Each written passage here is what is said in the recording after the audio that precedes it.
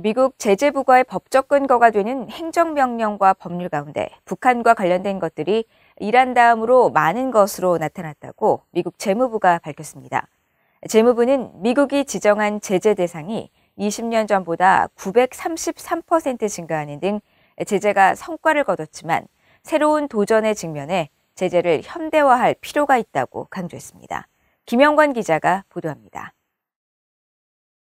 미국 재무부는 18일 발표한 2021 제재 검토 보고서에서 미국이 제재를 효과적인 정책 수단으로 사용하고 있다고 밝혔습니다. 재무부는 그러면서 미국이 지정한 제재 대상은 지난 2000년 9.11 테러 당시 912건에서 올해 현재 9,421건으로 933% 증가했다고 밝혔습니다. 제재 부과의 법적 근거가 되는 행정명령과 법안도 2000년 69개에서 올해 176개로 3배가량 확대됐다고 설명했습니다. 이 가운데 북한 관련이 9%를 차지해 국가별로는 21%인 이란 다음으로 많았습니다. 지난 2000년엔 이란, 유고슬라비아, 리비아, 이라크, 쿠바 등이 제재 대상 주요 5개국이었는데 20년 만에 북한을 겨냥한 법률과 행정명령 등이 급증한 겁니다.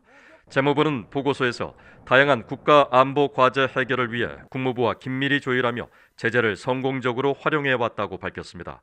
특히 이란이 핵과 탄도미사일 확산, 테러 활동 지원을 위해 국제 금융 시스템과 상업 시장을 활용한 석유 판매 등 수익을 창출하지 못하도록 막고 협상장으로 나오도록 압박하는 데 제재가 기여했다는 겁니다.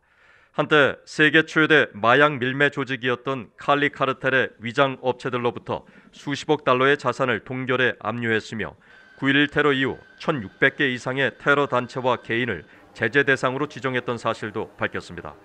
윌리 아데에모 재무부 부장관은 이날 성명에서 제재는 국가안보 이익을 증진시키는 기본적으로 중요한 도구라며 이번 검토는 이 강력한 도구가 계속 성과를 내고 있다는 것을 보여준다고 말했습니다.